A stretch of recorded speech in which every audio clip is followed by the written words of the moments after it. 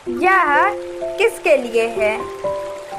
Aspiring entrepreneurs के लिए, अपना बिजनेस स्टैब्लिश करने का सपना देखने वाले, यंग एज में रिटायर होने की इच्छा रखने वाले, यंगस्टर के लिए जो लोग इन्वेस्टमेंट या रियल एस्टेट की दुनिया में कदम रखना चाहते हैं। जब भी कोई गरीबी की जमीन से अमीरी के आसमान में उड़ने की ख्वाब देखता है तो या तो लोग ये कहकर उसकी उड़ान रोक देते हैं कि इसमें सारी उम्र चली जाएगी, या फिर उसे ये बोलकर डरा देते हैं कि ये बहुत रिस्की है और वो औंधे मुंह गिरेगा। बस इसलिए वो जमीन पर है, वो हमेशा जमीन पर रह जाते हैं। इस बात से परेशान होकर लेखक ने जमीन से आसमान का सफर तय करने का रास्ता ढूंढ निकालने की ठानी है। अपनी लाइफ के एक्सपीरियंस से उन्होंने जाना कि अमीरी और गरीबी का फासला केवल सही माइंडसेट का है। हमारा माइंडसेट ही हमारा कैश फ्लो डिसाइड करता है और सही कैश फ्लो से ही हम अमीरी के आसमान का चमकता सितारा बन सकते हैं। हमारे माइंड में बहुत ताकत है। अगर हम ठान ले और कोई सही दिशा दिखाने वाला मिल जाए तो ये सफर इतना मुश्किल भी नहीं जितना दुनिया इसे बना देती है। इस किताब के जरिए लेखक आपको फाइनेंस और इन्वेस्टमेंट के कुछ ऐसे टिप्स एंड ट्रिक्स सिखाएंगे जिससे अमीर होने के लिए आपको पूरी उम्र काम करने की जरूरत नहीं पड़ेगी। तो आइए देखते हैं कैसे आप यंग एज में न सिर्फ अमीर बन सकते हैं बल्कि रिटायर होने के बावजूद भी उम्र भर अमीर बने रह सकते हैं। चाहे आपकी शुरुआत जीरो से ही क्यों ना हुई हो, तब भी आप अपनी लाइफ में कुछ बहुत कर सकते हैं। इसलिए लेखक हमेशा कहते हैं कि start small and dream big, यानी चाहे आपकी शुरुआत कितनी ही छोटी क्यों ना हो लेकिन सपने बड़े होने चाहिए। कैसे आप यंग एज में रिटायर होकर भी अमीर बने रह सकते हैं। वैसे तो इस दुनिया में हर कोई पैसे कमाने में लगा है, पर ज़्यादातर लोग फाइनेंशियली सरवाइव करने पर ही फोकस करते हैं और उसी में खुश हो जाते हैं। बहुत कम ही ऐसे लोग हैं जो सही मायनों में फाइनेंशियली इंडिपेंडेंट होने के गोल को लेकर चलते हैं। फाइनेंशियली सरवाइव करने का मतलब है कमाना, खर्च करना और फिर कमाना। वही फाइनेंशियली इंडिपेंडेंट का मतलब है कमाने और खर्च करने की ही ना रुकने वाली साइकिल से खुद को आज़ादी दिलाना। जब तक आप इस साइकिल से नहीं छूटेंगे तब तक आप रिटायर होने की सोच भी नहीं सकते। यानी यंग एज में रिटायर होने के लिए सबसे पहले फाइनेंशियली इंडिपेंडेंट होना ज़रूरी है, लेकिन 40 साल की उम्र में इंडिपेंडेंट होना थोड़ा असंभव लगता है, लेकिन लेखक ने इसे संभव कर दिखाया है। वही लेखक कहते हैं यंग और अमीर रिटायर के होने के लिए सबसे पहले राइट माइंडसेट की ज़रूरत है। जरा सोचें वो कौन सी दो चीज़ें हैं जो हमें सही डायरेक्शन में काम करने से रोकती है। जी हाँ, आलस और खुद पर भरोसा न करना।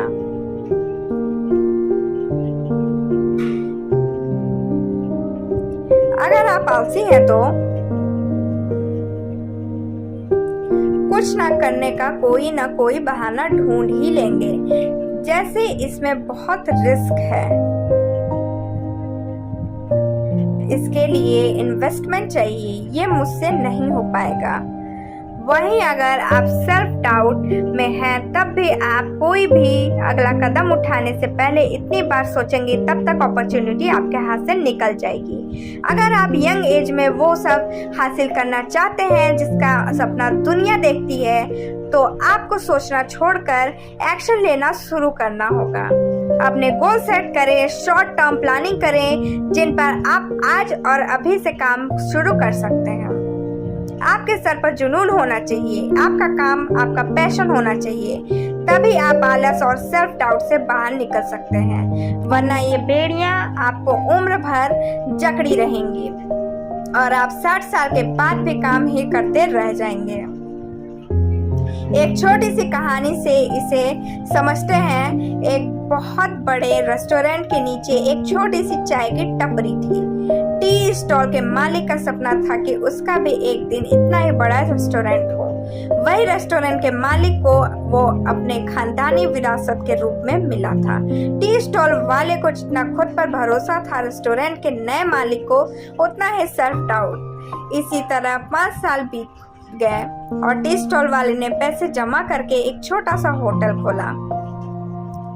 वही रेस्टोरेंट वाले ने न कोई नई पॉलिसी लाई, न कोई नया काम लिया, बस डाउट में रहकर कि क्या काम करेगा और क्या नहीं। उसने सब कुछ अपने स्टाफ के भरोसे छोड़ दिया। देखते ही देखते उसका रेस्टोरेंट घाटे में चलने लगा और उसे बंद करने की नौबत आ गई। वहीं टी स्टॉल वाले का अब अपना एक ढाबा था जिसे शहर में काफी लोग जानते थे।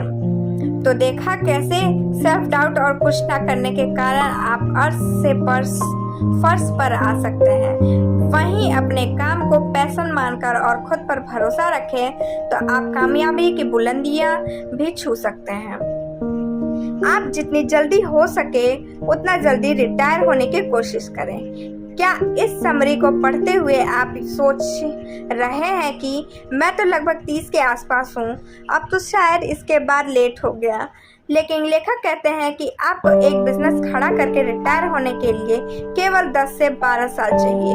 लेकिन इसके लिए आपको लाइफ के प्रति आपके एटीट्यूड को पॉजिटिव रखना होगा। जो टाइम बीत गया और जो हो चुका उसके लिए बैठकर अफसोस करने का कोई फायदा नहीं। जो बात मायने रखती है वो ये है कि आपने अपने पास्ट और उसमें की हुई गलतियों से क्या सीखा। जो लोग एक ही गलती लाइफ में बार बार दोहराते हैं वो कभी आगे नहीं बढ़ पाते। अगर आप अर्ली रिटायरमेंट चाहते हैं तो आपको लाइफ के हर मिस्टेक और फेलियर के प्रति अपने नजरिए को बदलना होगा। उसे गलती की तरह नहीं बल्कि एक सीख की तरह याद रखें। दूसरी जरूरी बात यह समझना है कि आपको अर्ली रिटायरमेंट की जरूरत क्यों है। कई लोगों से जब आप अर्ली रिटायरमेंट की बात करेंगे तो वो कहेंगे कि इतनी जल्दी रिटायर होकर करना ही क्या है। जब आप अपने करियर की पीक पर होते हैं तो रिटायरमेंट का फैसला लेना काफी कठिन होता है।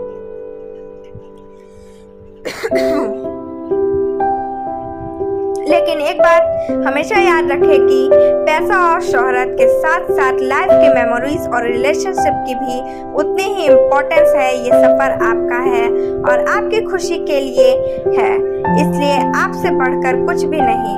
वो पैसा ही क्या जो अपनी पूरी लाइफ देकर मिले। अपने काम के साथ साथ अपने लिए और जिनसे आप प्यार करते हैं उनके लिए टाइम निकालना भी जरूरी है। अगर आप जल्दी रिटायर हो गए तो जिंदगी को एक अलग तरीके से जी सकते हैं जिसमें आप हो, आपका परिवार और आपकी आज़ादी। रही बात की रिटायरमेंट के बाद क्या करना है तो इसका जवाब है रिटायरमेंट का मतलब एक नई शुरुआत जिसमें आप वो सब कर सकते हैं जिनसे आपको प्यार है, जैसे कोई एडवेंचर, आपकी हॉबीज और वो सब जो आप पैसों के लिए नहीं बल्कि अपनी खुशी के लिए करेंगे। कई लोग सोचते हैं कि अगर वो अपने लिए या अपने परिवार के लिए एक्स्ट्रा टाइम निकालते हैं तो उनका काम पर बुरा असर पड़ता है, जबकि असल में होता उसका उल्टा है। क्योंकि हम जब अपने परिवार और काम के बीच बैलेंस बनाकर चलते हैं तो सब कुछ शांत रहता है और हम शारीरिक और मानसिक रूप से स्वस्थ रहते हैं, जिससे हमारा फोकस बढ़ता है और जो काम 2 घंटे में होना था वो 1 घंटे में हो जाता है। वहीं अगर आपके घर में कोई प्रॉब्लम है तो आप परेशान रहेंगे और आप उसी काम को करने में दुगना समय लगाएंगे। यानी लाइफ केवल पैसा कमाकर अमीर बनने के बारे में नहीं है। एक इंसान सक्सेसफुल तभी कहलाता है जब उसके पास फाइनेंशियली फ्रीडम के साथ साथ परिवार, हेल्थ और मानसिक रूप से स्वस्थ भी हो। इन सब को हासिल करने के लिए यंग एज में रिटायर होना बहुत जरूरी है। अर्ली रिटायरमेंट का सफर कैसे तय करें? लेखक कहते हैं कि उन्होंने जल्दी रिटायर होने के लिए डेब्ट का इस्तेमाल किया। रॉबर्ट के गरीब पिता हमेशा कहते हैं कि स्कूल जाओ, अच्छे से पढ़ाई करो, एक नौकरी ढूंढो और उम्र भर काम करके पैसे बचाओ। उनके बताए रास्ते से भी जिंदगी शायद आसान होती, लेकिन वो जो कहते हैं अक्सर खुद ही भूल जाते हैं। हम नौकरी तो ढूंढ लेते हैं, लेकिन साथ में ऐसी चीजों के लिए डेब्ट लेते हैं जो हमारे लिए एसेट की जगह लायबिलिटी बन जाते हैं। और यहीं से शुरू होता है डेब्ट भरने का कभी ना खत्म होने वाला सफर, जिसमें फंसकर हमें मरने तक का काम करना पड़ता है।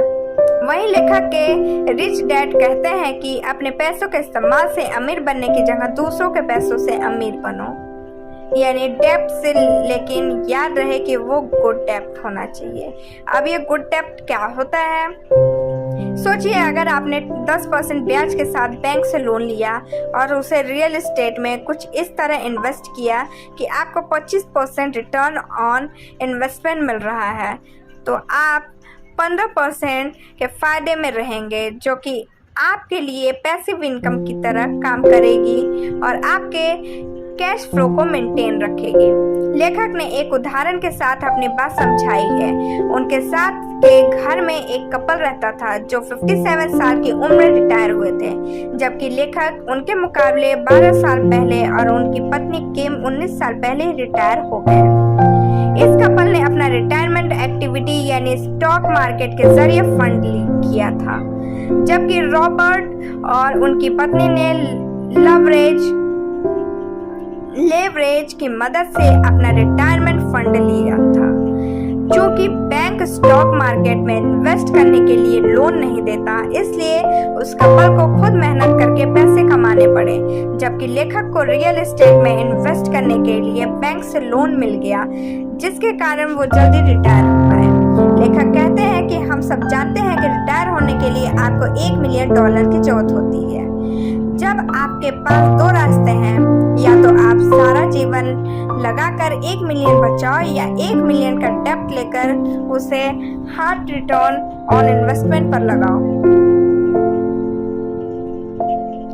लेकिन आपको एकदम से कोई भी बैंक 1 मिलियन का डेब्ट तो नहीं देगी, इसलिए धीरे धीरे आपको अपनी क्रेडिबिलिटी बढ़ानी पड़ेगी। पैसों की दुनिया में 2 टर्म्स बहुत जरूरी हैं, पहला कैश फ्लो और दूसरा लेवरेज। अगर आप जल्दी अमीर बनना चाहते हैं तो आपको लेवरेज का इस्तेमाल करना सीखना होगा। अमीर, गरीब और मिडिल क्लास के बीच का अंतर इसी बात से बनता है कि वो अपने लेवरेज को कैसे इस्तेमाल कर रहे हैं। ये लेवरेज ही है जिसमें किम और रॉबर्ट को फाइनेंशियल फ्रीडम दिलाई, न कि हाई वर्क ने। अगर केवल हाई वर्क से कोई अमीर बनता तो सबसे पहले अमीर मजदूर होता। आप लेवरेज से कैसे जल्दी रिटायर हो सकते हैं? अगर आप भी लेखक की तरह जल्दी और अमीर रिटायर होना चाहते हैं तो इसके लिए जरूरी है कि आप लेवरेज वर्ड की इम्पोर्टेंस को समझें। लेवरेज ही वो रास्ता है जिससे आप कम में भी ज्यादा फायदा ले सकते हैं। लेवरेज कोई भी एक तरह की तकनीक है जो निवेशक के लाभ या हानि को बढ़ाती है। अमीर वही बनता है जो फाइनेंशियली लेवरेज का सहारा लेता है। गरीब फिजिकल लेवरेज को और मिडिल क्लास मेंटल लेवरेज का सहारा लेते हैं। वो हमेशा फाइनेंशियल लेवरेज के इस्तेमाल से डरते रहते हैं और उम्र भर उनके लिए काम करते हैं, जो इसी लेवरेज के सहारे अमीर बनते हैं। ऐसा इसलिए क्योंकि मिडिल क्लास का माइंडसेट उन्हें हमेशा यही कहता है कि लेवरेज रिस्की है, पर लेवरेज लेते समय सावधानी रखना और उसे लेने से पहले अच्छे से उसके हर पहलू को समझना बहुत जरूरी है, नहीं तो आपकी जीत का इक्का ही आपको गेम से हरा भी सकता है। लेखक ने डेब्ट का सहारा लेकर एसेट्स इकट्ठा किए, जबकि कई लोग इक्विटी की मदद से एसेट्स बनाते हैं, जिसमें बहुत टाइम लगता है। और लेखक कहते हैं कि टाइम से बड़ा कुछ नहीं। गरीब दिमाग की सबसे अजीब बात यह है कि वो लेवरेज की मदद से एसेट कमाने को तो रिस्की मानते हैं, लेकिन उसी लेवरेज से कार और घर जैसी लायबिलिटी इकट्ठा करने में उन्हें कोई परहेज नहीं होता। जबकि रॉबर्ट और किम ने डेब्ट का इस्तेमाल एसेट यानी बिजनेस बनाने के लिए किया। इसके साथ साथ लेखक कहते हैं कि आपको लेवरेज के अलग अलग फॉर्म जैसे हेल्थ, एजुकेशन और रिलेशनशिप का भी पूरा ध्यान रखना है, क्योंकि इनके बिना आप कुछ नहीं। अमीर वही बनता है जो कम से कम काम करके भी ज्यादा से ज्यादा लेवरेज ऐड करता रहता है। जैसे एजुकेशन को ही ले लें, एक मिडिल क्लास यही सोचता है कि डिग्री मिल गई, जॉब मिल गया, बस हो गया, जबकि एक रिच ये समझता है कि सीखने की कोई उम्र नहीं होती और पूरी उम्र सीखता रहता है। ये उसके एजुकेशन का लेवरेज है कि उसने बड़ी यूनिवर्सिटी में जाकर लाखों खर्च नहीं किए, बल्कि सेल्फ एजुकेशन ली, यानी कम इन्वेस्टमेंट में ज़्यादा रिटर्न। रिच डैड कहते हैं कि अगर आपने इस $1,000,000 सवाल का जवाब ढूंढ लिया तो अमीर बनने का रास्ता आपको मिल जाएगा। वो सवाल है कि मैं कम से कम काम करके ज़्यादा से ज़्यादा लोगों के लिए कुछ कैसे कर सकता हूँ, वो भी बाकियों से कम पैसों पर। आपके माइंडसेट का लेवरेज। जिंदगी का सबसे ज़रूरी सबक जो लेखक ने अपने रिच डैड से सीखा वो ये है कि हम जो सोचते हैं वही बच जाते हैं। इसलिए आपकी सोच का दायरा हमेशा बड़ा होना चाहिए। एक पुअर डैड को आप कुछ ऐसी चीज लेने को कहेंगे जो उनके पहुंच से बाहर है, तो वो कहेंगे मैं इसे अफोर्ड नहीं कर सकता। वहीं रिच डैड मानते हैं कि ऐसा कहने से आप उस चीज को पाने की सभी संभावनाएं खत्म कर देते हैं। एक रिच थिंकिंग वाले डैड के पास चाहे पैसा ना हो, फिर भी अगर आप उनसे कहेंगे कि आपको हवाई आइलैंड में एक प्रॉपर्टी चाहिए, तो वो कहेंगे कि हाँ बिल्कुल मैं कोशिश करूंगा। इसी बात को याद रखते हुए रॉबर्ट और उनकी पत्नी किम ने भी लाइफ में कई बार अपने सोच के दायरे को बढ़ाकर काम करने की कोशिश की और उन्होंने वो भी हासिल कर लिया जो लगभग इम्पॉसिबल था। अपनी सोच को बड़ा रखकर काम करने को रॉबर्ट ने लेवरेज ऑफ माइंड का नाम दिया, जहां एक और एक मिडिल क्लास हमेशा स्मार्ट मूव और रिस्की मूव के बीच फैसला लेता है, वहीं एक रिच हमेशा रिस्क वर्सेस रिटर्न को देखता है। अगर किसी काम में रिस्क है लेकिन उसका रिटर्न काफी अच्छा है तो वो उसे करने में जरा भी नहीं कतराते। बस आपको भी अपनी सोच रिस्क और नो रिस्क से निकालकर रिस्क वर्सेस रिटर्न पर लानी है, क्योंकि रिस्क तो जिंदगी की हर चीज में है। आपको जो रिस्की लगता है क्या वो सच में उतना रिस्की है? हमें बचपन से सिखाया जाता है कि ये सिक्योर है और ये रिस्की, लेकिन जो गरीब और मिडिल क्लास के लिए रिस्की होता है वो अमीर लोगों के लिए सिक्योर होता है। इस लेसन के जरिए रॉबर्ट हमें बताते हैं कि कैसे हमें अमीर बनने के लिए अपनी सोच को ही नहीं बल्कि रिस्की और सिक्योर के पूरे कॉन्सेप्ट को बदलना होगा। मिडिल क्लास वाले सोचते हैं कि जॉब सिक्योर है और बिजनेस रिस्की, जबकि अमीर लोग इसका उल्टा सोचते हैं। मिडिल क्लास को सेविंग सिक्योर लगता है, इन्वेस्टमेंट रिस्की, और अमीर लोग इन्वेस्टमेंट को ही सिक्योर मानते हैं। इसी तरह हमारे मन में हमेशा ये बात रहती है कि अमीर लोग लालची और मतलबी होते हैं, वो केवल खुद के बारे में सोचते हैं और बिना किसी का शोषण किए कोई अमीर नहीं बन सकता। जबकि रॉबर्ट के रिच डैड कहते हैं कि अमीर बनने के लिए डेंटल और दयालु होना सबसे जरूरी है। रिच बनने का फास्टेस्ट तरीका कम काम करके ज्यादा कमाएं। क्या आप जानते हैं रॉबर्ट के रिच डैड अमीर कैसे बनते जाते हैं? क्योंकि उन्हें पता है कि उन्हें किस तरह की इनकम पर फोकस करना है, जबकि पुअर डैड और गरीब होते जाते हैं क्योंकि उनका फोकस गलत इनकम और बैड डेब्ट की तरफ होता है।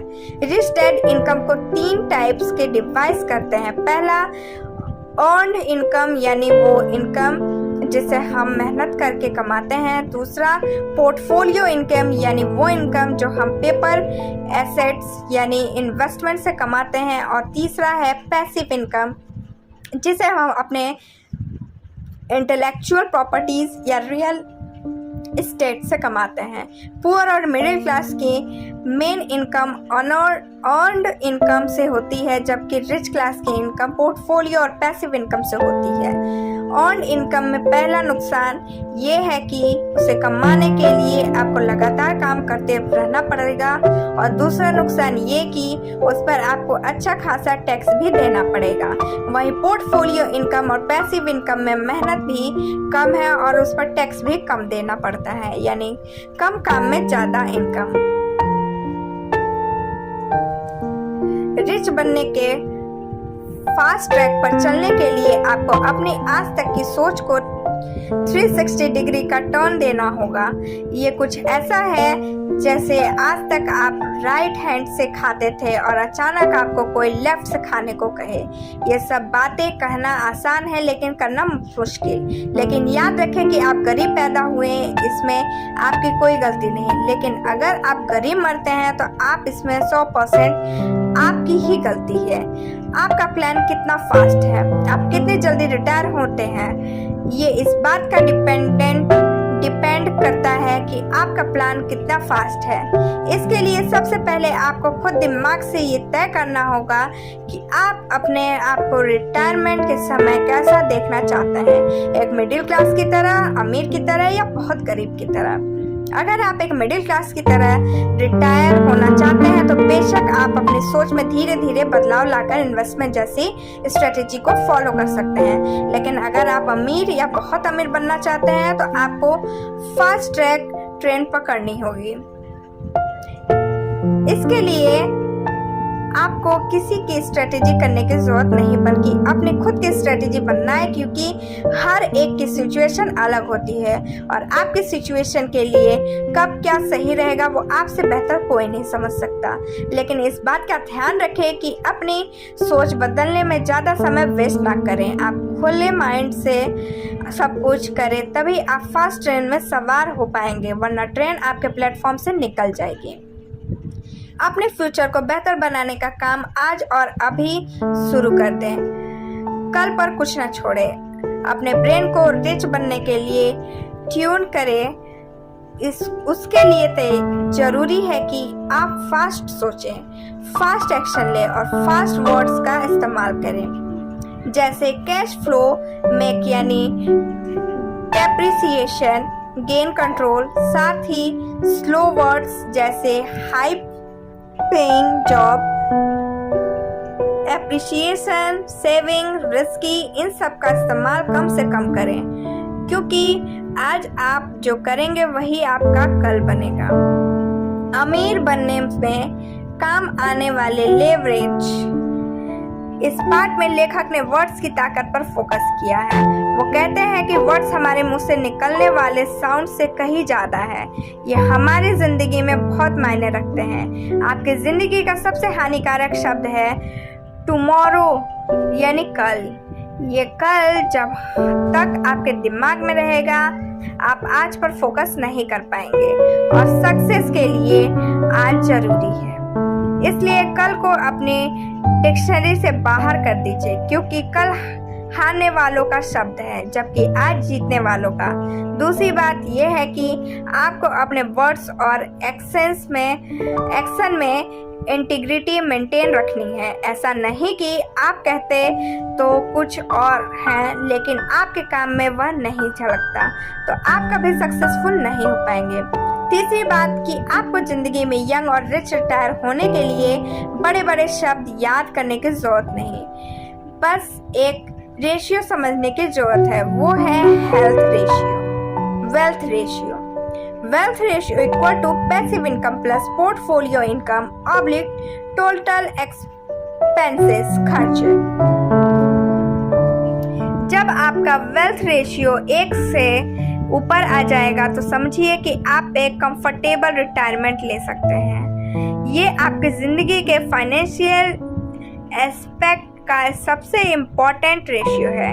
Leverage of fairy tales. कई बार जब हम जिंदगी में अटक जाते हैं तो हम किस्से और कहानियों की मदद ले सकते हैं।